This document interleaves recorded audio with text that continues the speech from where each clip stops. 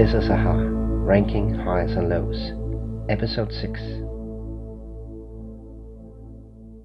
Hello everybody and welcome to the 6th episode of AHA, Ranking Highs and Lows, the podcast that celebrates the wonderful music of AHA by ranking all AHA songs from the worst to the best.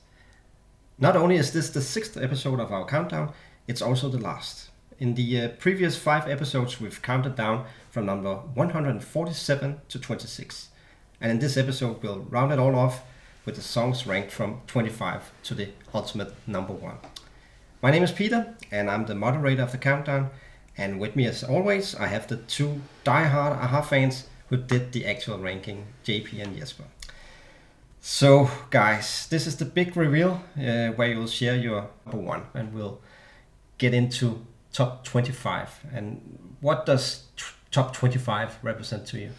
Well, so many things. In a way, it's a condensed version of what we feel AHA should be recognized for, and prove that they have produced songs of an almost, to us, unbelievably high quality throughout their career. And at the same time, it's also, admittedly, an identity marker, so to speak. What do we mean by identity marker? Well, I think I speak for both of us. Otherwise, please say so, JP. It's part of the whole justification of being such big fans of a band that often just results in a reaction from outsiders along the lines of, "Well, Take On Me, the Take On Me guys, really, are you a fan of them? Have they done anything since the 90s? Which, 80s. Yeah, it's even if anyone would even just reference the 90s, that would be fantastic. Exactly. So this list is in some way our way of saying you don't even know the half of it. I basically never wanted anyone to think that my being a fan of AHA is because I only care about Take On Me, or that I'm forever stuck in a 1980s pop world with pastel-colored posters. And in a way, it's almost like being proud of the band, but also on behalf of the band. Like we're trying to help the narrative that Take On Me is almost the least representative song for AHA. Yeah, well, maybe not the least representative. That would be maybe that's stretching it. Maybe stretching it a little bit. But having said that, the top 25 represents the songs that we prefer. Period. It's not a what would look cool if we put it at the top, or let's take all the hits and put them at the bottom and show that we are against the mainstream definition of AHA. It's an honest list, and it's a mix between the singles and the album cuts that we think represent the best AHA, with no regard for what anyone else but ourselves think. Or me. Absolutely true. Or you. Or you, for that matter, yeah. These are the songs that ever so often result in one of us texting the other with a "holy crap, this is just still an amazing song." Yeah. All right. Yeah, well, I look forward to it as well. So let's get going with the top 25. You're in for a treat, baby. Number 25. Number 25, Sycamore Leaves, from East of the Sun, West of the Moon, from 1990. AHA at their rockiest, with a bluesy feel to it. The bass hits you right where it should. The drumming is excellent. The interplay between guitar and organ sounds wonderfully organic. Sycamore Leaves doesn't sound quite like anything else AHA has done, which in some ways is nice because there's no point in repeating yourself. But at the same time, I would have loved to see them explore this direction further. I think it would connect naturally to where all 3 band members came from musically before AHA. And Morten's voice certainly suits the style. We've discussed a number of times in previous episodes that Morten and Magne in retrospect seem to have second-guessed the direction they took in the early 90s, including Morten's vocal style. But I think it sounds awfully cool. When the album was released, I remember thinking that there's sort of a swoosh sound traveling from one loudspeaker to the other. I thought it was just the coolest thing I'd ever heard. Now it may not be the coolest thing 31 years later, but it's still pretty damn cool. And the 1991 live version from the NRK TV sessions is amazing as well. you know. You like it, Jesper? Yeah, this is a rock band playing together, and it I think it's not for all fans. No, though. probably not. I do think though that even most of the keyboard electric fraction of a fans surrender to this one. I used to play this song to rock and indie non-believers just to prove that was much more than they thought they were. The song starts with this heavy bass and a short riff on the guitar, and then a really cool keyboard or Hammond kicks in the background. Very gloomy lyrics with bodies buried under sycamore leaves and trees. And after 2 verses comes a long interlude with the Hammond organ and everything. So cool, and they've played it live in recent years actually. And it's almost a song that works best with Morten's voice these days. Yeah, I agree. So in the low range. Yeah, relatively low. So normally most of the audience don't really get it. But it's their bad. I mean, it's a cool song, and although it has lost a little weight over the years, it's still a very worthy top 25 song. Yeah. Number 24. Number 24 is She's Humming a Tune from Carsten Steele 2015. And this one is a strong contender for the best song on the Carsten Steele album. Alone the fact that it was written by Paul back in the early days of the band makes it appealing and interesting. And at the same time, it's also apparent that the songs written back then were also better in general, as we've seen on the list. So,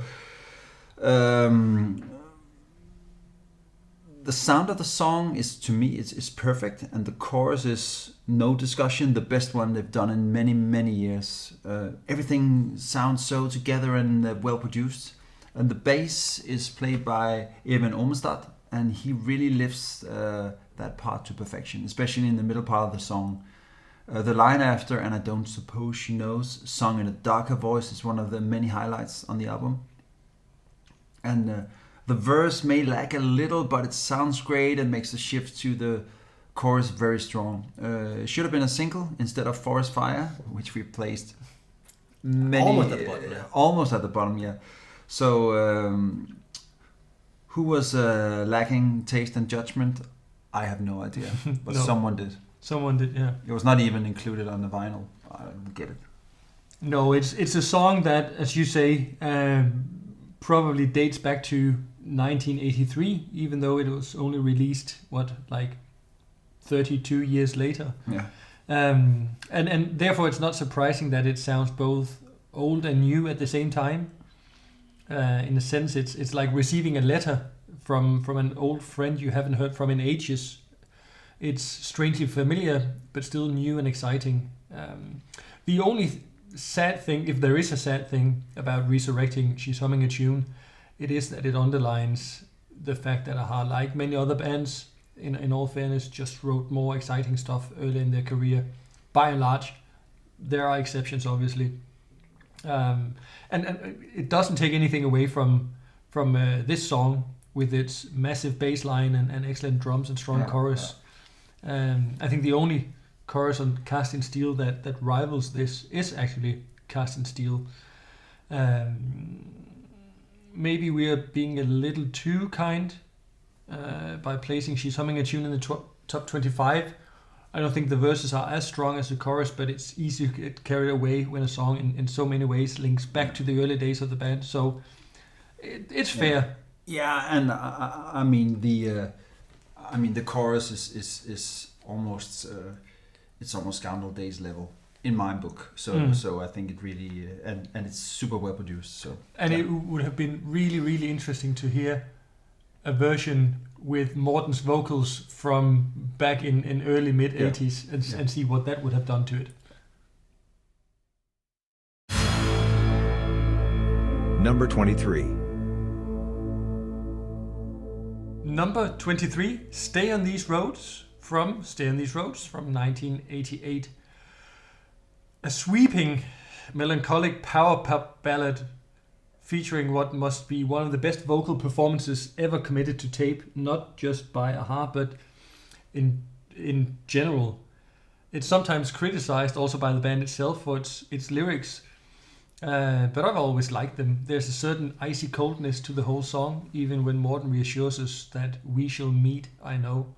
So it's like a strange kind of comfort, maybe a Nordic comfort. A rockier version was performed during some of their past tours, but Stay on These Roads works best, in my opinion at least, when it's given the full synth-laden treatment. There's nothing wrong with embracing a grandiose song and production, and this is as big as anything a-ha has released. I suspect that many other fans would have put it higher on the list, which is understandable as well. It could have slipped into top 20, I think, but maybe we've just had enough of it for now. Maybe. Still, it's essential listening, absolutely. Yeah, it is. I mean, when I listen to the song, I can hear why I like it so much.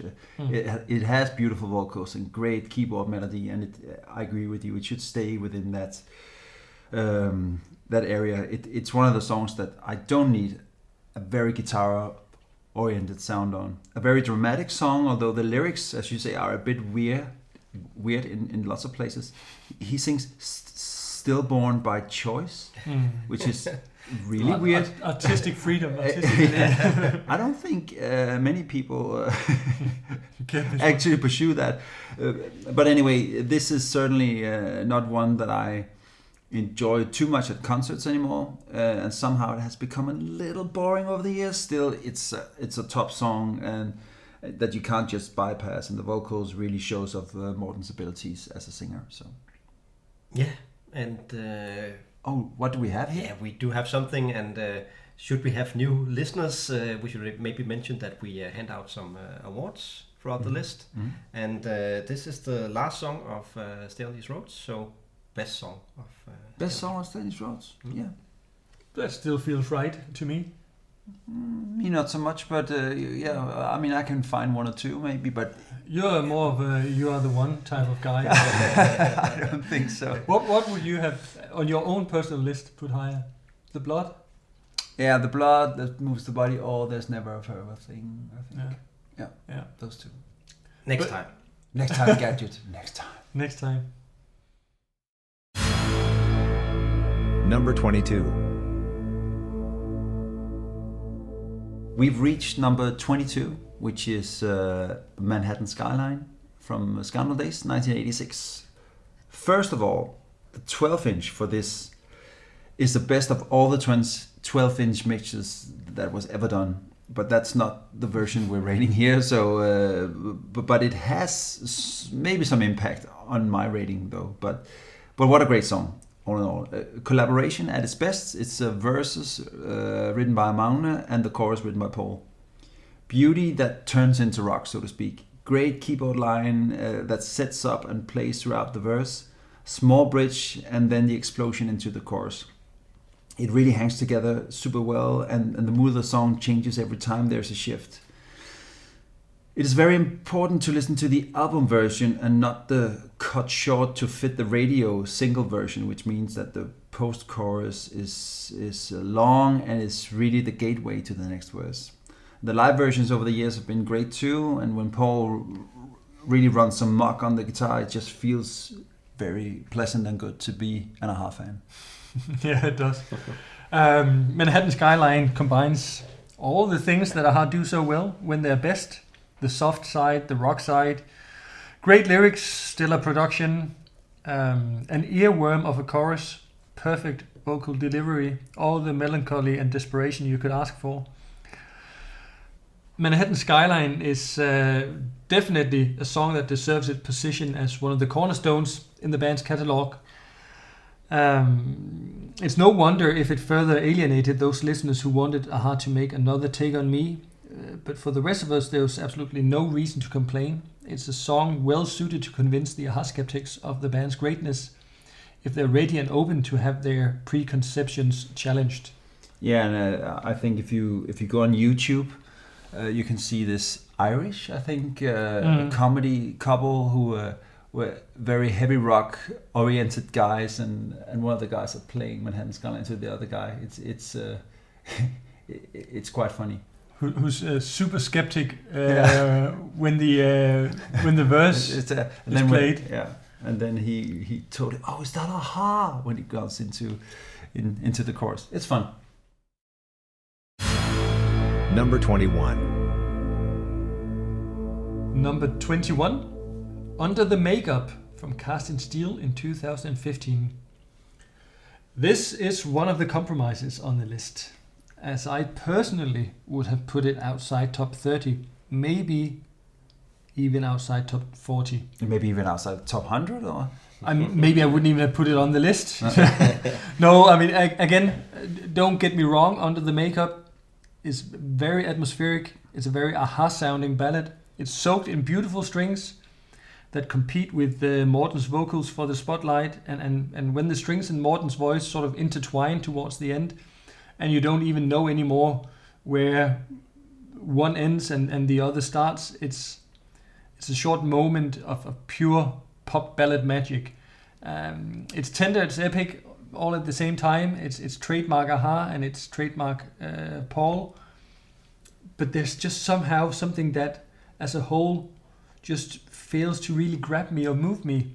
It's still a great song, and if life had been fair or more fair, it would have been a bigger hit. But in part, it probably just fell a victim to another confusing single release plan, or lack of a plan really, that seems to have haunted Aha's later albums, where different songs are promoted in different territories at the same time. The video shows Morten giving his best impression of a dead body, just like in the video for Velvet, and some would argue on stage. But all jokes aside, Paul luckily hasn't lost his flair for the grandiose, and this time it's just me who doesn't fully connect with it. I don't fully get it. I would scratch connect and I would say get. You don't get it. No, maybe that's it. Yeah. To me, I mean, it takes a lot to beat She's Humming a Tune as the top track of this album, but I really think that this one does. What a great choice for a first single, first of all, showing that. And I remember us being on the phone together or online or whatever, saying, "Whoa, you were pretty impressed at the beginning as well." But it's showing that Aha is not all keyboards and cold machines. This is a organic, super well written song, and I think it could have easily be Aha's second Bond theme. The melody is really great, and the bass is again played by Evan Ormestad, and it really makes a difference and make to the feel of the song. It's written by Paul, and the lyrics partially be about Paul and Maune's relationship, I think. And knowing that Maune came on board late in the process in the making of that album, there might be something in, if you wanted out, didn't I let you go? If you wanted in, didn't I make it so? Well, but who knows? The stabbing never stops. So anyway, this is just more grandiose than, for instance, Danish Roads in my mind. And I'm proud that they can still produce material like this. And Sophie Grobbel, the Danish actor from The Killing, was in the video that you mentioned as well. So, and she kills Morten. Yeah. So it's nice. It's very dark. Go Denmark. Gloomy. Yeah, go Denmark. Go Denmark, yeah. All right, and we also have an award. Last song of Cast in Steel, and thereby I thought most depressing song on the album. Also that, but also the best. Yeah. Number 20. We've reached number 20. Lifelines from Lifelines 2002.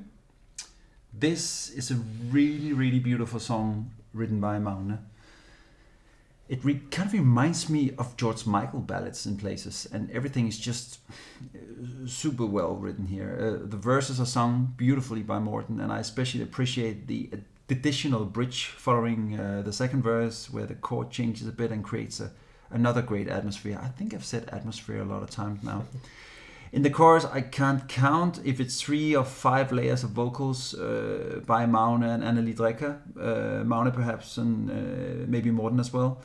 It sounds really, really great. And the chord structure throughout the song is just amazing. It is always enjoyable.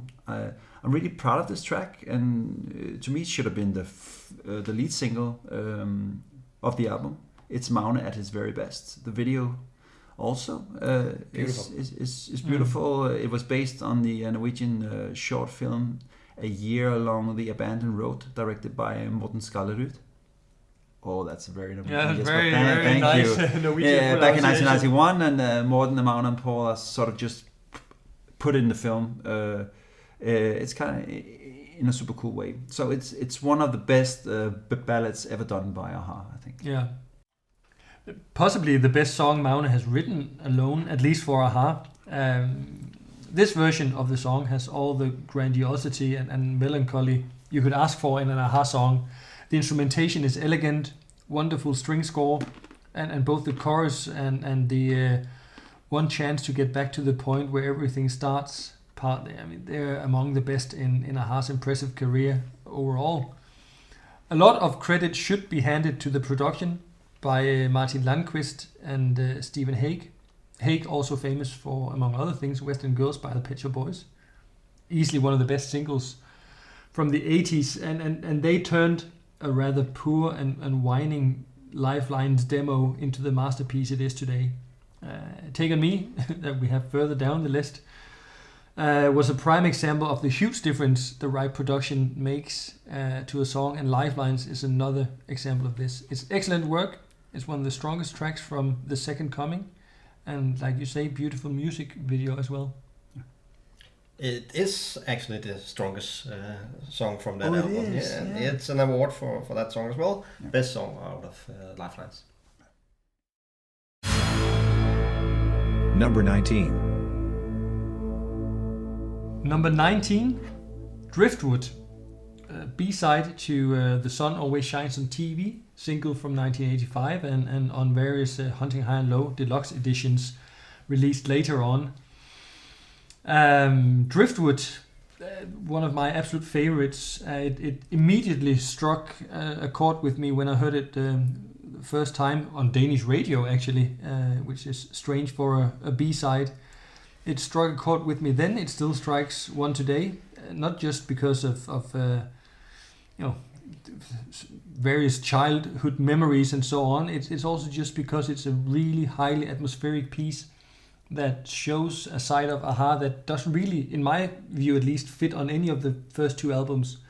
That's why I keep thinking that Driftwood is the sound of an a-ha album that was never made, and where all those different demos that we've talked about earlier, they seem to fit better as I like to call them cousins or second cousins to Driftwood. I think there could have been an album that bridged Hunting High and Low and Scoundrel days. I think a special mention has to go out to Morten's voice on this song. It's a fantastic vocal delivery, mesmerizing. Yeah, I agree. He sings with this raspy voice, and it's where he's really, really good already back then. It's hard not to love any song that has a crying baby, or at least some sort of baby sound in the intro. It's such a weird and lovely song that didn't make it to the album in my head for some strange reason. It stands on its own, but it had a place in my heart from the very first time I heard it. It's based on fifth chords all the way through almost, and it's not really a contemporary tune. It's not a single choice, even though played on the radio, as I heard you say once. I think Morten's voice is at its best all the way through, perhaps one of the best performances ever. And I also particularly like the clear acoustic guitar parts towards the end, with a nice flute added as well. Flute, not a pan flute this not time. a pan flute this time, but a flute, an honorable mention to the flute. The keyboard sound throughout adds the extra layer of mood to the song. It's a perfect B-side that would have been an amazing A-side in a perfect world.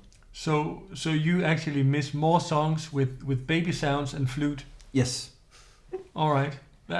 Maybe a concept album. Why not?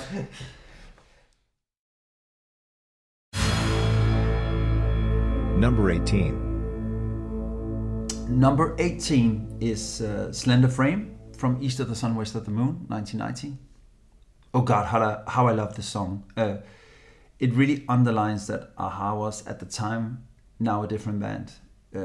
Still super melancholic with the lyrics that paint a picture. This one is about some sort of a breakup, I think. Sometimes it's hard to tell. The storyteller watches how your coat is hanging loosely on your slender frame and still encourages the person to leave, still showing some kind of doubt. Musically, it starts off with a dimmed electronic guitar to fit the mood alongside a great piano. And then Morten's vocals comes and it just brings the listener into the song. The chorus doesn't go overboard in high notes, but it's just fresh and cool. And the middle eight is super cool with some Spanish guitar as well. And throughout the song you can hear Paul enjoying himself on the guitar with many different small and cool licks. It all shows the best of a-ha, and they must have thought so too at the time, since it was a regular at concerts in the beginning of the 90s as well. Yeah, a fantastic song. Beautiful lyrics that meant a lot to me as a teenager, who sort of felt every word with all the emotion a young boy can muster. To me, it's a song that, very similar to Dark as the Night for All, from the following album, is about putting the past behind you and the need to leave, even if you know that you might not be able to come back again. Just cut the cord and see what happens. The guitar, the piano, the intro is moving. The chorus is one of the best on the East of the Sun album. The instrumental break is both intense and restrained. It has just accurately dosed rock elements. It fits perfectly with Morten's vocals, which are drenched in emotion and melancholy.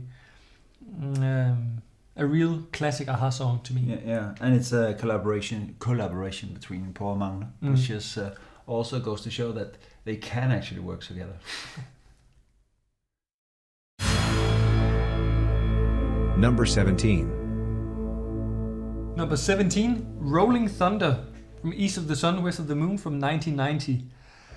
An absolutely epic song.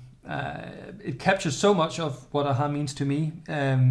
Romantic lyrics with the dark, yearning undertone, and unbelievably beautiful melody. A heavy but sensitive production, and a chorus that just lets Morten unfold his vocal wings, if you can put it like that. And while it's easy to be impressed by the chorus, there's also just lots of gold to be found in Morten's vocal delivery in the verses, including the build-up to the chorus.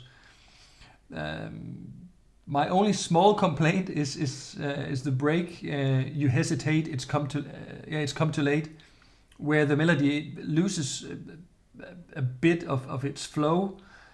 But it's a minor flaw, because the way it then picks up again with Paul's ripping guitar sounds beautifully woven together with Magne's piano and keyboard line. That's just out of this world. Yeah, I mean, I'd be willing to pay good money to see a-ha play an East of the Sun, West of the Moon album concert, and Rolling Thunder would be one of the songs that I would look most forward to. Yeah, they did play it live in the beginning of the 90s. Yeah, many years ago. Yeah. I would have put this song a little bit further down the list. However, it is a great song that really displays the soaring heights of a-ha, so to speak. Now we're really going overboard with the words about them now, but I mean, the combination of the dark vocals in the verse and the high notes and the chorus is great. And the middle eight, as you say, it's a bit off with the call answer vocals, and it really doesn't fit the mood of the song, I think. But then the guitar solo kicks in, and Magne actually plays a bit of harmonica, I think, which is also nice, and it all comes together nicely. But not a top 25 song in my book, not anymore at least. You miss some flute? I miss flute. But it doesn't have flute, but it has rain and thunder, crying in the rain. And yes, but I know that proved to be a bit of a challenge to you. Because I was on the radio where I needed to tell a-ha titles just from hearing 1 second, and I really trained at home, but it's really hard to tell the rain from the beginning of Crying in the Rain to Rolling Thunder in just 1 second. So I'm happy that they didn't play one of those songs. You have to be a weather forecaster to distinguish. It sounds like rain coming from the west. Yeah.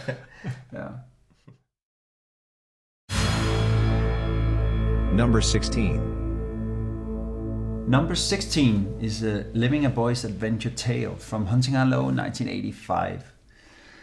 This is just a defining a-ha song. It's a cornerstone in my mind. The melody, the vocal that shifts from very dark to insanely high, the D-chord that shifts from major to minor prior to the chorus. It's just really super stuff all the way through. It certainly has these wings, but it doesn't go overboard, I think. And it really sets the mood for what the whole album is about. And when played live, also Paul sings a great second vocal melody in the chorus that just makes the hair on my arms stand up. It's not a song that I listen to a lot, but when I really focus on it, it has so much to offer. Co-written by Paul and Morten, which is, well, rare to say the least. Mm-hmm. Yeah, for me it's an incredible song from start to finish, and there are certainly also days where I would put it in top 10, maybe even top 5, but it's close race. What gets me every time is the sheer amount of emotion, melancholy, desperation, and beauty in the vocals, and the instrumentation for that matter as well. But I think it's Morten's vocal delivery that really lifts this song to stratospheric heights almost. It's a synth-driven song, but with a perfectly dosed oboe. Oh yeah, the oboe. Yeah. The oboe, also not often used. Oboe, flute, harmonica, yeah. Pan flute, yeah. But it adds some balance to the synth soundscape in the break before Morten gets ready to deliver the most intense falsetto that I've ever heard. The last 90 seconds, they must be among the best ever committed to tape under the a-ha name. I still play this one a lot, and I also proudly use it to remind any casual listener of what Morten is capable of. It really is impossible to describe the beauty of this song and Morten's voice. It's not only the technical delivery that's perfect, but it's the emotion it conveys that sort of lifts you. I mean, I can only hope for anyone that they find a song that can give them goosebumps the same way this one does for me. It's an absolute highlight in their catalog for me. Yeah. I remember Chris Martin saying that it's his favorite a-ha song as well. So I wouldn't want to hear him sing it.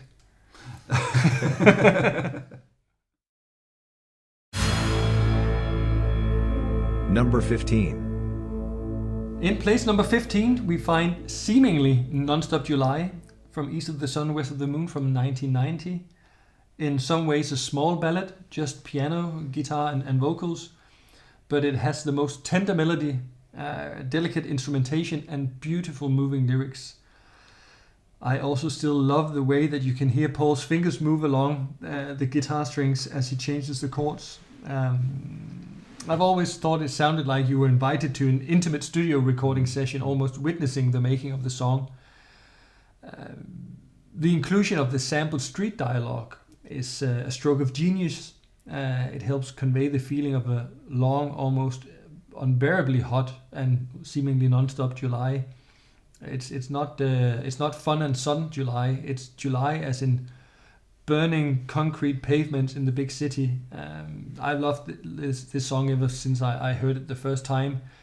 And well, if you don't like it or you don't listen to it regularly, then it can only echo what the guy in that sample dialogue says. You'd better wisen up.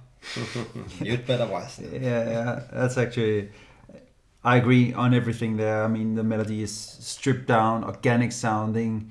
It really brings out the quality of the songwriting here. I love the song. Lyrics are great. Morten sings in a mid-level, which has so much laid-back energy and coolness. And it's one of the reasons that it's so painful to hear Morten dismiss this period of the band, because this is where he is at his greatest, I really think. So, But nonetheless, this is top-tier stuff from them. Yeah. And I actually think in the live versions, because obviously they don't have the sampled dialogue there, the saxophone played by Sigurd Kern, the late Sigurd Kern, late great Sigurd Kern. Yeah. Just also added a lot of color and texture to it, and fitted the song beautifully. Agree. Absolutely underrated. Number 14. Number 14 is Memorial Beach from Memorial Beach in 1993. So where are you, Chris Isaac? On the beach. On the beach. It's another quiet masterpiece of a song that is simply so well played in all aspects. The loose drum playing that creates an atmosphere in itself, and the piano throughout the song it's not repetitive in any way, but it just goes elegantly with the flow. The electric guitar that slides nicely between the lyrics, and yes, not least the lyrics sung by Morten and they're written by Paul. Altogether, it almost makes you feel that you are on an actual beach. It is a less commercial homage to Wicked Game, I think. Already when a-ha gave a little acoustic taste of the first few lines of Memorial Beach on an MTV show in 1991, it sounded promising, but I don't think even the most optimistic fan could have foreseen how absolutely incredible and heart-wrenching the final result would be. It's written by Paul, but it's Morten's and Magne's performances that carry Memorial Beach. Morten's delicate, melancholic, soothing voice blending together with some of the softest and poetic and moving piano playing ever from Magne. You can almost hear Magne's piano notes falling like little drops of rain when Morten sings into the rain, the summer rain. Poetic shit you're going for there. I know. I agree. It's a poetic really song. It's really nice, yeah. Morten previously introduced it in concert as a song to get married or divorced to, and I think I can see what he means. For once. For once, yeah. It's a stunning song, and it is the perfect closing track on what at that time seemed like a-ha's last album. At least for 7 years, yeah. Yeah, and if they had really called it quits after 1993, Memorial Beach would have been a very worthy swan song. I second that, definitely. Number 13. Lucky number 13 is Soft Rains of April from Scoundrel Days from 1986. A prime example of the magic that Paul and Magne created together in the early a-ha years. It's not only a co-write, but it's also produced by Paul and Magne. And when you add some of the best vocals from Morten ever, you have a true a-ha classic on your hands. The song itself dates back to pre-a-ha days, where Paul and Magne's band Poem recorded a version which was released much later in 2018 under the maybe somewhat more well-known band named Bridges, but no version of the Soft Rains of April is more majestic, sad, longing, wistful and dramatic than the one that closes the Scoundrel Days album. The intro, with the intensifying drum sound, is repeated as the song's dramatic final minute kicks in, and it just provides one of the most thrilling finishes to any a-ha song or a-ha album for that matter. And when Morten sighs the final over as the song closes, it's just pure Nordic noir magic. Yeah. I think, without this song, the Scoundrel Days album would not have had the status in my heart that it has. This song had to be there to make it a-ha. I mean, coming after Maybe, which without any doubt is the weakest song on the album. It feels chilled, it feels cool, it feels longing and belonging. And Morten's voice, as you say, is in the right element. It's mid-tone with highs and lows, pun intended for this list, during the song. And not least the end where he says, over. It's just so cool, and I much prefer this to phrases like stay in the falsetto of Someone Moved On. I mean, the whole instrumentation part with a harp this time. Not something you can play with your mouth. and all it makes it extra distinct, and it was made in several demo versions, and the final version is really the perfect one. So the vocals are produced somehow distant and adds to the feeling of Morten being in prison, of all places. But maybe there's a connection with the guy in I've Been Losing You early on the album who shoots with a gun. So, well, anyway. I don't hope so, because as he sings, they gave me 4 years. 3 months ago. It's not a lot if you... They're easy on gunslingers in Norway. Yeah, I shot him well, you get 4 years. Anyway, it's a vital song, so... Number 12. Number 12 is Coldest from Memorial Beach, 1993. Or Cornerstone, it should have been called, because it actually is some sort of a cornerstone as well. When I first heard the song in 1993, when it came out, I had one feeling: this is exactly the song I wanted a-ha to make. The album version clocks in over 8 minutes, and on a good day it captures the feeling of what a-ha is and should have been to me. It's dark, groovy, it's bass and drums driving the whole song. It's gloomy, I love that word, and rough vocals and great experimental guitars. They've even had, there's a little Indian sounding touch in places. Until this day, I just love that it's 8 minutes and 19 seconds long, and I really don't need the shorter version that was on the B-side of Shapes That Go Together. It needs to be this long. Played live with the Sycamore Leaves, it fits the two songs perfectly. It's in the same ballpark. But as a standalone track, this is a song that creates just the right atmosphere. And Magnus' background vocals are great too, and it was recorded live with all instruments at the same time, which really goes to show that what a band can do when they actually act like a band. And this is I would love a-ha to do more of that kind of stuff, which they are probably doing on the new album. So. It's possibly a-ha's most epic song, certainly also because of the length. But you say that's not enough to make an epic song, just make it long. The drums sound fantastic, the vocals are chilling to the bone, the lyrics telling a tale of identity crisis, maybe even identity loss, possibly or probably an emotional numbness after years of writing the Fame Train. Paul writing about feeling travel worn and feeling that the town where you grew up in is no longer your home. Basically feeling alone, coldest stone.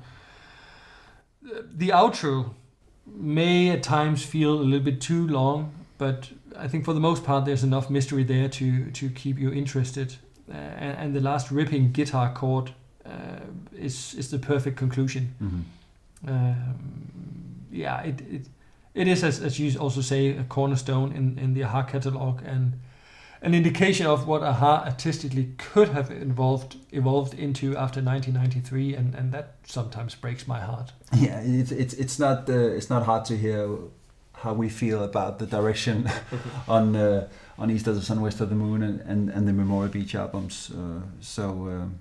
Agree or don't agree with us, but that's how it is. Number 11. Number 11, Over the Treetops, analog from 2005. Over the Treetops is one of the few, you can call them new era songs in our top 25. Lyrically, there are links to an early version of Foot of the Mountain, as Paul seemed to go through a period of romanticized what if we moved out of the city fantasies about rural life. There's a dreamy 1960s aura with tambourine, amazing vocal harmonies, duet with Graham Nash, a collaboration I don't think many would have seen coming. Fuzz guitar and very literal, but at the same time dreamy lyrics to match one of the best melodies I think to have ever flown from Paul's pen. It's an absolute gem. It's horribly underrated and overlooked, also by the band, until it was picked up for the 2017 MTV Unplugged album and tour, where it was one of the highlights. Morten said so himself. Yeah, absolutely. It's one of my favorites at the time. Probably rediscovered it. Over the Treetops is not typical AHA, but it's right up there with the best of their songs. And on behalf of the band, I'm extremely proud of this one and forever grateful that someone, whether it's band members or producers or record company, didn't find it too unusual to be included on analog, which would have been a much less interesting album without it. It's different, but listen without prejudice. Yeah, I agree. For many years, I actually consider this song to be a number one contender. At least for, well, some of the more unknown songs to the broad public. For several reasons. I mean, the songwriting, the lyrics that sets the mood with "Hey beautiful farm on the top of the hill," as you, the vocal harmonies with Graham Nash, as you mentioned. Not that I have a big heart for him, Graham Nash as such, but it does sound great. The chorus is, again, it's kept down, so to speak, which is a breath of fresh air, since our trademark is choruses with wings, meaning that Morten sings very high notes. And to be honest, that's not always to be preferred. So, and the production, the mix is great too, with the fuzz guitars in the middle, eight and the whole thing. The middle part ruins it a little bit for me for being totally perfect, but I so enjoy this song. The tribute to Fall part, or yeah. It's a little bit weird, but it's good. Yeah, I think for me it's absolutely also a highlight there, but it is different. It is different. And then, but it's just a simple little thing in the song. I mean, the two simple drum beats prior to the first chorus are just. It's one of the best moments at all for me of all of her songs. I don't know why. I can't explain. Just listen to it. And as you said, without prejudice. Yes. Yeah, and enjoy the well-deserving award. It's the best song out of Analog. Yes, it is. Yeah. Without any doubt. Without any doubt. Number 10. We've reached the top 10. Woo! Early morning. There's a lot of enthusiasm. Woo! Yeah. It's Early Morning. It's from East of the Sun, West of the Moon, 1990. Early Morning is perhaps the song with the best bass line in all of AHA songs. That groove drives the whole song from A to Z. It's a super organic piece that could have been a much bigger hit than it ended up being. As the third single of the album, it almost went unnoticed. But the Doors-like quality of the song and Magnus' keyboard playing is just, it's lovely. It's a great slide guitar to complete the feel of the song. I also love that the song doesn't have a chorus as such. It's just 3 verses that culminates vocally before returning to a cool and ascertaining early morning. It's a short but sweet, and it shows that a great song doesn't have to be a long song. But it can be, of course, which coincidentally is more or less the norm in today's hit music formula. So a song ahead of its time, and at the same time 20 years too late, really. A great little anecdote was that this Brazilian girl came up to Morten and said, "Oh Morten, I love alimony," which is still a very nice quote from the video of the Life in South America.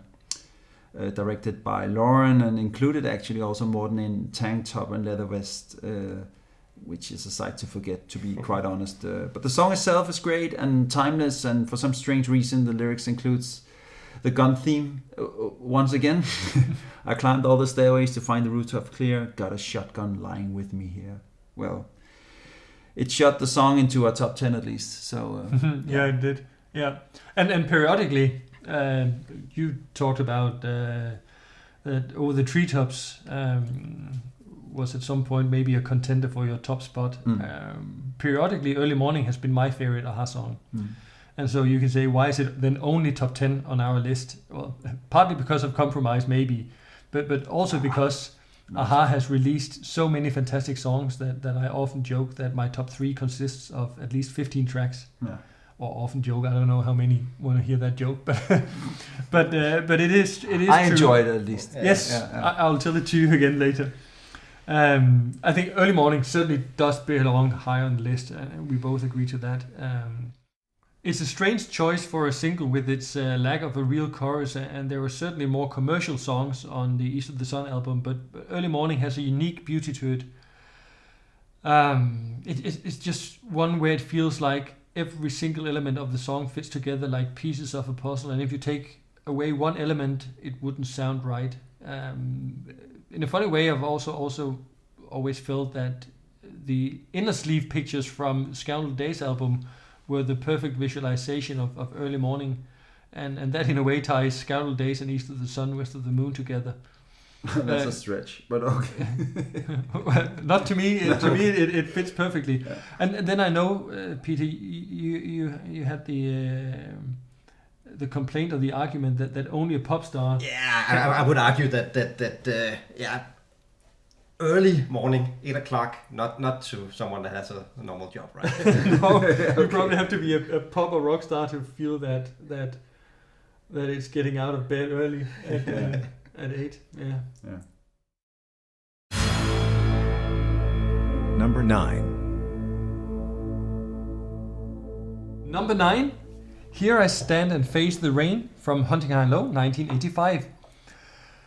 As the closing track on the debut album, Here I Stand and Face the Rain set the bar high for future album closes, and although they have come pretty close on a number of occasions, nothing quite matches the beauty and emotion of Here I Stand.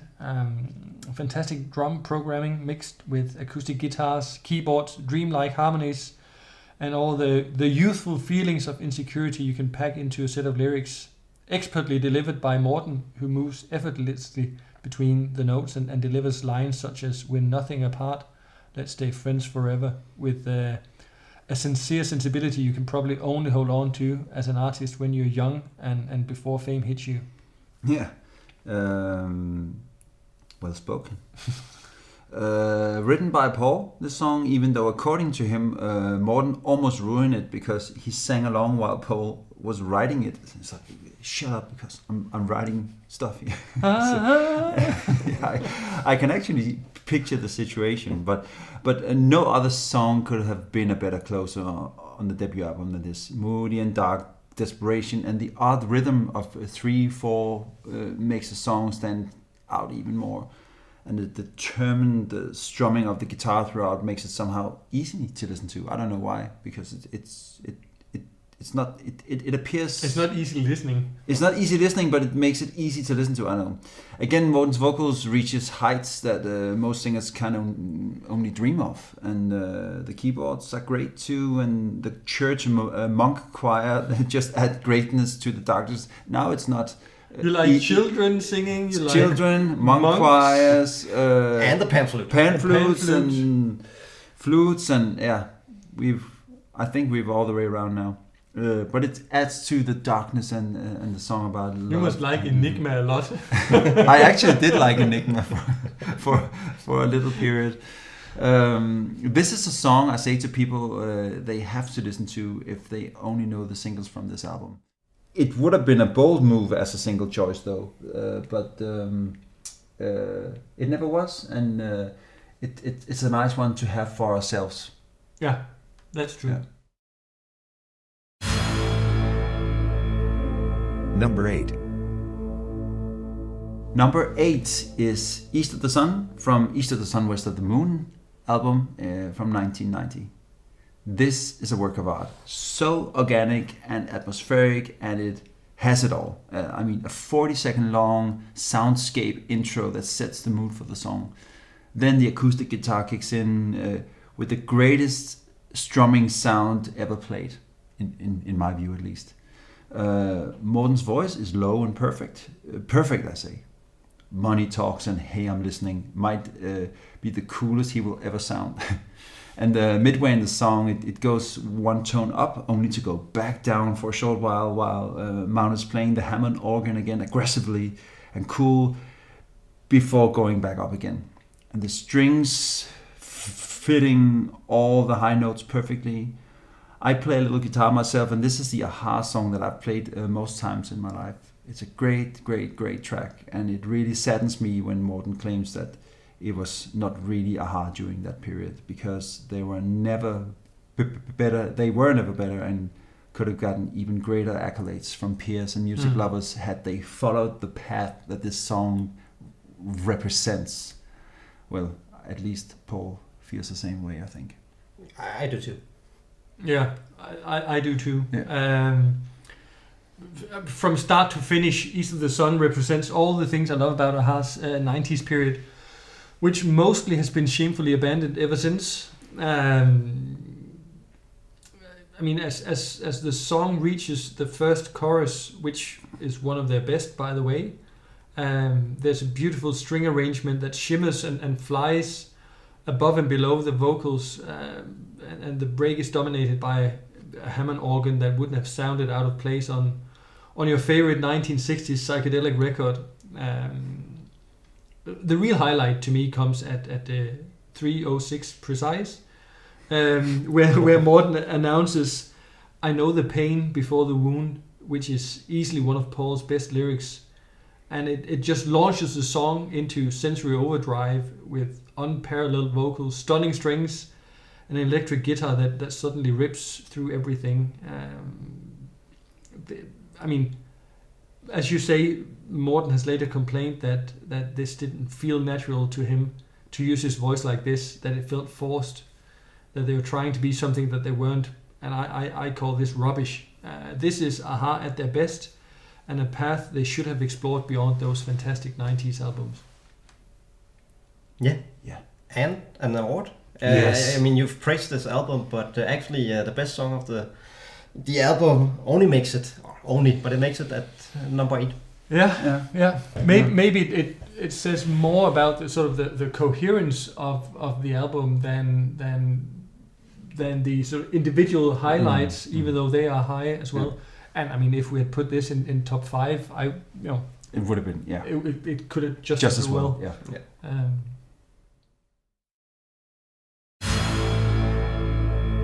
Number 7.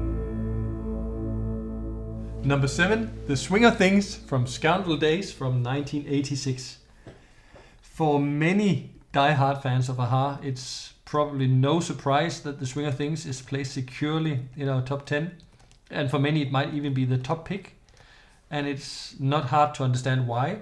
At the same time, it's also not hard to see why The Swinger Things was never released as a single, as it has a somewhat odd structure with a difficult rhythm, fantastic drumming, by the way, that doesn't lend itself to commercial radio. But for many of us, and also for Aha, it would seem, this is among the best songs they've ever put on record. The lyrics are some of the best Paul has written. As usual. You said that quite a few times. Yeah, there must be something there that I like. But from the 2:27-minute mark where Morten sings, "Oh, when she glows in the dark and I'm weak by the sight," over a synth background and faint drums with vocals in layers, it's very hard not to feel proud by association. The feeling that this is my band, this is Aha, one of the most underrated bands of the past 4 decades, too often pigeonholed either as a one-hit wonder or a lightweight pop act, or both.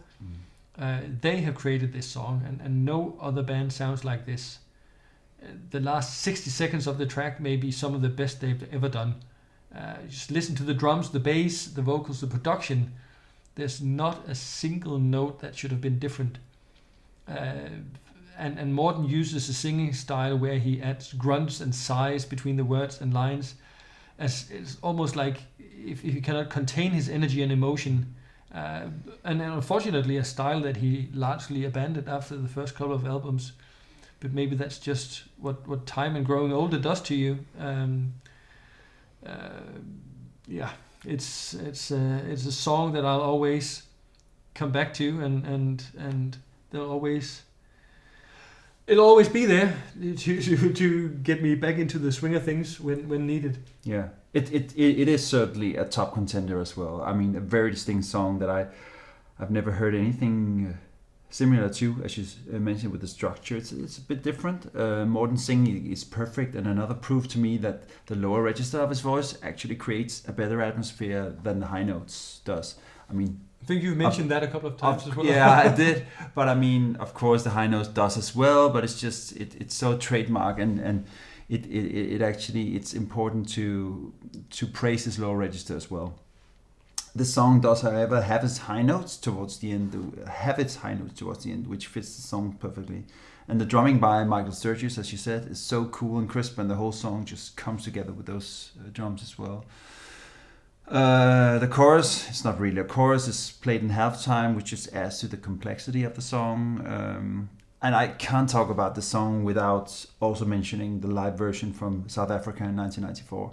Hearing it back, it's not officially released though. Not officially released, it's and hearing YouTube, it's a YouTube thing, and hearing it back, it's not a perfect performance from start to finish, but they were never better and more alive and iconic on stage than during this period, which is a bit ironic since the trials and tribulations within the band never were bigger than they were at this point. So, but the Paul's long guitar solo here is one of the reasons that I'm still here as a fan to this day.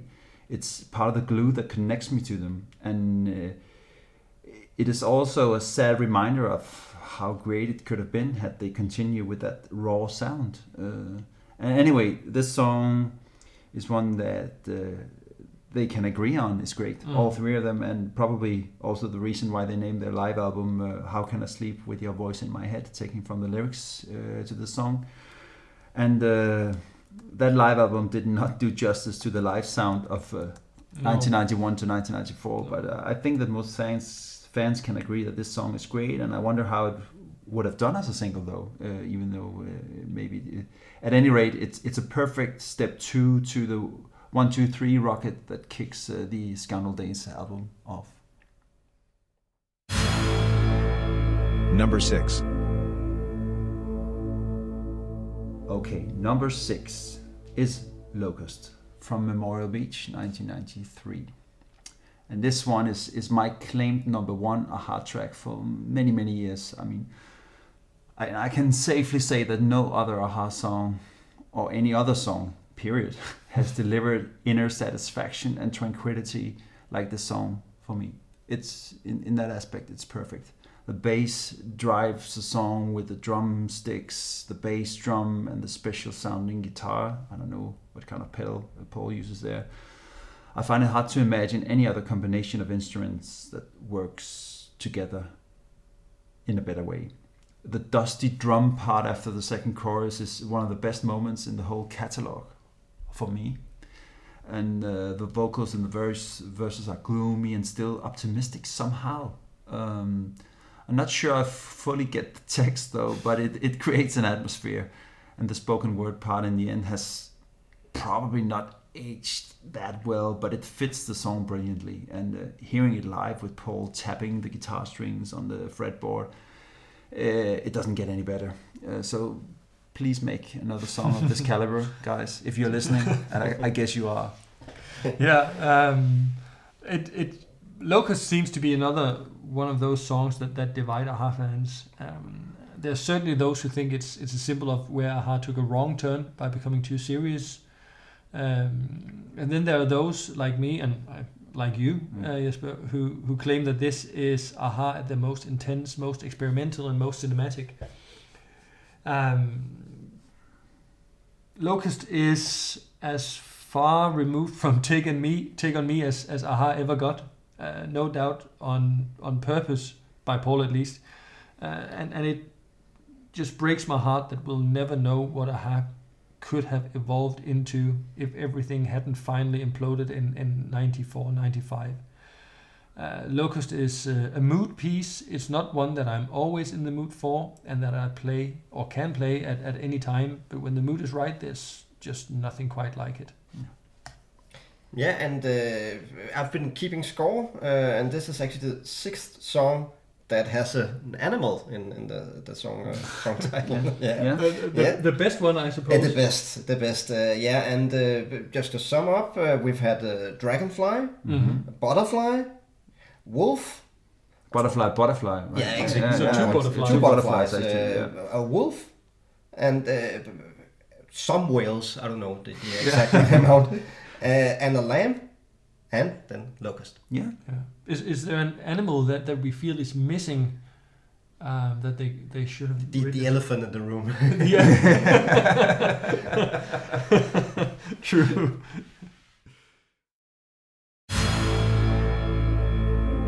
Number 5.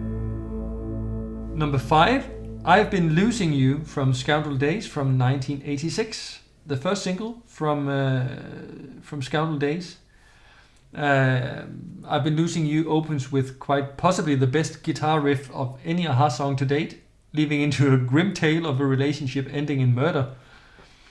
The bass line is amazing, the drums are hard-hitting, the keyboards add color and texture to tie it all together, and Morten's vocals have just the right amount of grit to lend credibility to the lyrics. And lyrically, Paul is on top form. I can still hear our screams competing. You're hissing your S's like a snake is as image creating and evocative as anything some of their more respected peers could have ever hoped to come up with. And if you add to all of this that the chorus is right up there with the best, not only measured by a-ha standard, but by any standard, then you have a song that scores a well-deserved place in the top 5. Plus, it never disappoints in concert. Yeah. I mean, this one has every right to be the first single of the second album. I have several friends actually who claim that this is their favorite a-ha track. That guitar riff, as you mentioned, is just epic, and I've been told that it's actually quite complicated to play. And the bass line is among the best ever too. The lyrics are, as you say, about the murder, and it's I think it's a way of showing that they wanted to get rid of the teen pop star image that they had after Take On Me and the first album. They wanted to be real musicians in their own right, even though they were already there. But the intro is driven by the bass line, the verse and the chorus is just fitted perfectly together, and Morten's singing is where it should be here, low and dark, and at its highest it doesn't go overboard. And Paul and Magne actually produced this one themselves, and the album as a whole might have been even better had they done the whole thing by themselves. Not to say that Alan Tarney didn't do a great job, because he really did, but the sound on this song is really taking them in the right direction, the rock direction. And speaking of that, this might be the best a-ha live track, especially when it kicks off with the guitar riff just by itself alone. Amazing. Number 4. It's time. Now it's number 4, and it's Darkest the Night, or Darkest the Night for All, as it's titled on the album. Memorial Beach, 1993. Darkest the Night, what a first single to promote the fifth album, Memorial Beach. An amazing song with a great bass riff that gives great edge and drive. The melody line is all you ever want in a soft rock song, or whatever you want to call it. The arrangement of the whole song, where it begins calmly, then peaks, and then goes down to calm again, in the end is perfect in my ears. However, it might have been standing in the way of the song becoming a bigger hit actually, but who cares? I mean, the production, the bass, the guitars, and the vocal, especially when it peaks in the middle of the song, makes this song worth listening to again and again and again. I'm tempted to say that if you don't get the song, you really don't get a-ha. It's a cornerstone, and I will never forget when Morten came by for an interview with the new video for the song on MTV. He looked better than ever with a yellow shirt and a cool leather jacket, and it's hard to comprehend that this was not a good time in the band, but I sure enjoyed those years as a fan, even though I was so eager to get other people to see that a-ha had evolved to this kind of greatness. But for most people, a-ha was over the hill already at that point, and they had moved on to other music styles. Well, they lost, I won, especially with this song. Yeah. It is a song with an incredible build-up to the climax, followed by the most soothing descent that brings you safely back on the ground. Lyrically, Paul is celebrating change at a time where a-ha were seemingly searching for and possibly failing to find a new identity for the band. And the result is just as amazing as anyone could have hoped for, including the most diehard fans. Morten's vocals gives wings to the lyrics and balances between the melancholic and the defiant. He described it, Morten, In that interview, in that actual then, interview yeah. on MTV, he described the Memorial Beach album as a mix between the animal and the poet, and that's probably as good a description of Dark is the Night for all as any that I could think of. Yeah. Is there an award here? There is, yeah. Sorry, yeah. Best song of Memorial Beach. Yeah, Yeah, it is. It is. It's there are a lot of great songs, but this one is really, and when you see the video as well, it's an amazing video that just really fits the mood of the song. And yeah, nothing more to say here. Just listen. Number 3. Number 3, top 3, Hunting High and Low from Hunting High and Low from 1985. Released as the final single from the debut album and showed a very different side of a-ha after 3 up-tempo singles, largely relying on acoustic guitars and piano on a bed of sparse drums and rumbling bass. The first half of the track is romantic, melancholic, hopeful, with Morten moving effortlessly through his register from low to high, showcasing a nakedness almost in his voice that the first 3 singles maybe left hidden. And the first 2 choruses alone should have been enough to earn him a place among the most respected singers at the time, and in the same way should have established Paul as one of the greatest songwriters of his generation. It really is that good. And if that wasn't enough, there's the second half of the song where the desperation in Morten's voice and the strings compete for attention in a finale that's so dizzying that it makes your head and your heart spin every time you hear it. The final song, or the final minute of the song, where the vocal harmonies come in and launch you into space on a rocket fueled by a mix of Norwegian gloom and young love, that's simply just out of this world. I honestly can't think of a more beautiful ballad than this one. Oh, you said gloom. Yeah, I love that. Gloom is a good word. That's your word. Yeah, it's probably the best pop song ever written. I mean, the bossa nova rhythm in the first part of the song is genius. The amount of chords in this song are overwhelming, actually, yet it's still easy to listen to.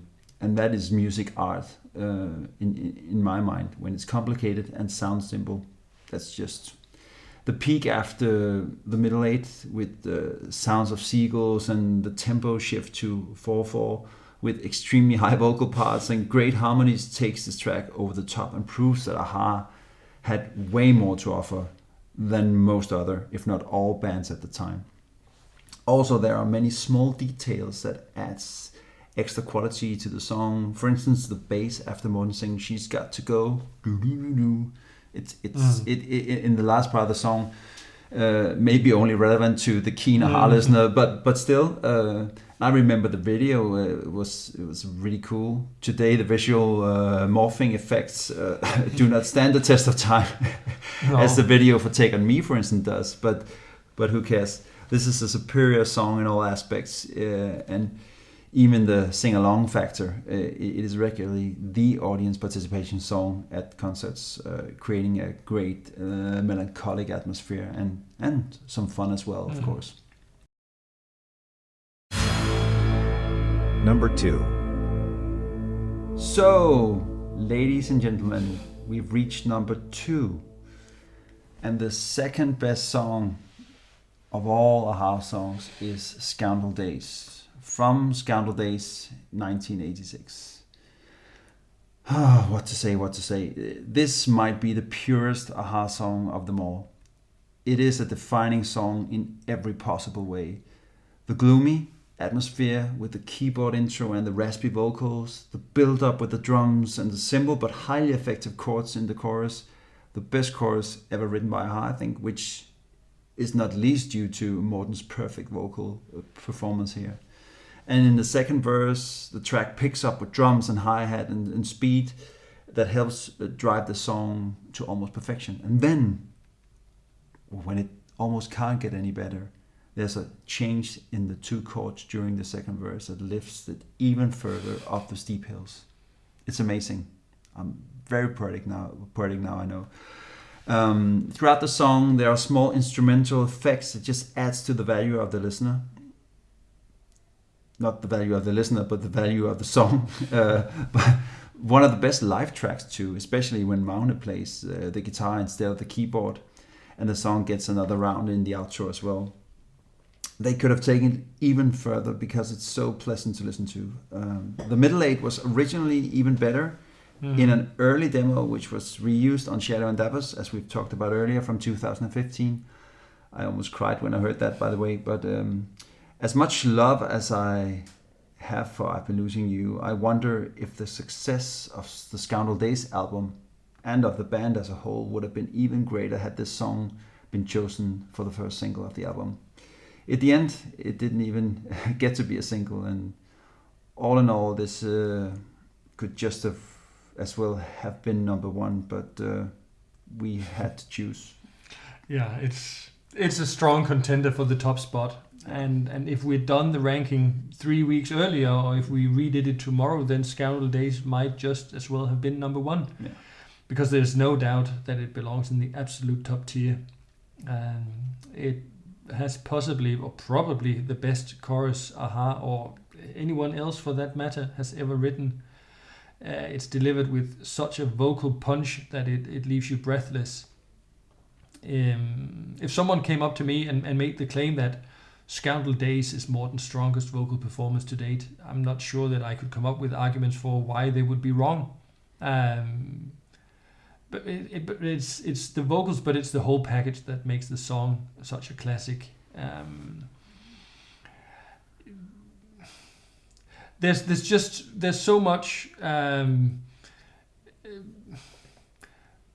There's an explosion in the chorus where all stops are being pulled. There's scattered voices that add to the sense of claustrophobia, paranoia, and then the emancipation comes as Morten triumphantly and almost defiantly claims, "I know that I made it," as I run into the air. Then there's just drama and breathtaking beauty in that song. And to me, the best description is really one from the song itself. "We believe through the lies and the hating that love goes free." That's the feeling I get from this song. The unwavering belief in the power of love in spite of lies and hate, and that's honestly not a bad legacy for any song. Number 1. Number 1, and the top spot on a-ha ranking highs and lows is "The Ta-da! Sun Always Shines on TV" from Hunting High and Low from 1985. Well, could it be any other song that should end up gracing the top spot? Well, sure, there are days, weeks, months even, where other songs top my personal and ever-changing top 10, but in all fairness, a-ha has never sounded better than on this epic slice of symphonic synth pop. From start to finish, it's a majestic song, almost like a flagship store where a-ha get to show off all the things that make them special. Everything just fits together in a way that take all the unique components and combine them into something truly remarkable. It's difficult for someone who grew up in the 1980s to judge whether a song still sounds fresh today, but to me, "The Sun Always Shines on TV" has all the qualities of a timeless classic, with a production that lifts it out of the era it was born in. So Take On Me may be a-ha's biggest hit, but "The Sun Always Shines on TV" is a much better representation of what a-ha is to me and why they have meant and still mean so much to so many people. The song is of course also a concert fixture, one that is always played, and although most casual concert goers may think that, "Oh, I'm here to hear the Take On Me song," they often seem to go even more nuts when they get sucked into the drama of the intro of "The Sun Always Shines," that just builds and builds and builds until the keyboard gives way to the drums and guitar and everything just explodes. So "The Sun Always Shines on TV" is a cathedral of a song, and it's a deserving number 1 on the list. a cathedral of a song. That's that's a little hint to the video. Perfect. I love it. I love it. And the song Always Shines on TV, it was my first love. It's epic, timeless, exciting, and it stands to this day and would even sound fresh and new if it was released today, I think. Great variation throughout. Shows you what programmed drums can do in a positive light, actually. Work of Paul. You can forevermore discover new aspects in this track. All instruments appear gloomy, my favorite word, dark and fresh at the same time. We get the chorus quietly in the beginning of the song and full-on rock later in the song. The second verse has a great variation too in halftime tempo. It's not even halftime. It's kind of a weird rhythm, but then it goes back into the chorus, and the guitar riff combined with the keyboard riff complement each other better than any other song, I think. And maybe that I've ever heard, actually, not only a-ha. And vocally, it's just as high level as it gets. I mean, from soft to rough and ending on a high note, pun intended. When I watched the video at 9 years of age, I was completely sold, and I ran into my room after watching it a few times and turned a poster from a German music magazine so that Wham was no longer facing the room, but Paul, Magne and Morten were. And I never looked back from that day. This always reminds me why I fell in love with a-ha. Nordic melancholy for the world to see and hear. And it somehow pings me that the first song I loved is at the top of our list, because it really means that everything went downhill from there. But I don't think that that's the case, though. I mean, the landscape has widened in many directions and given us so much pleasure over the years. But and this pain. one, and pain as well. But this one is epic, and the music video is too. And yeah, It's worthy of the top spot. it's worthy of a top spot. And let's see. I mean, the new album is out next year, and in 2022. And will there be a contender for the number one spot? Well, time will tell. If history teaches us anything, It's doubtful. But I mean, if there's but not hopeless. no, Yeah. but if there's a top 50 track in there, I would be more than satisfied. I think there will be, but then let's see. But this one is this is the list as it stands by the end of 2021. And there you have it. There we have it. The complete countdown of a-ha's songs from worst to best. And At maybe least now, in our not so humble opinion. not so humble opinion. But let's go through the list from 107 to 47. Sorry. Yeah. So thank you so much for listening to this. Yeah. Any other last comments? No, as I mentioned, it's been a pleasure, and the only bad thing about this is that I didn't have a say. It's been it's your list, but in fact I did make my top 10 at the time where you made yours, and there was a lot of overlap. But I actually had the Scoundrel days on top. But you're more the MTV banger guys, right? So, Exactly. That's fair enough. Yeah, no, but The it's mainstream guys. yeah, no, but it would also have been a very fair choice. But as something that really sort of encapsulates what a-ha is, then I still probably stand by the conclusion that we came to the sun always shines on TV just wraps it all together. yes. And with that, the ranking highs and lows countdown is over.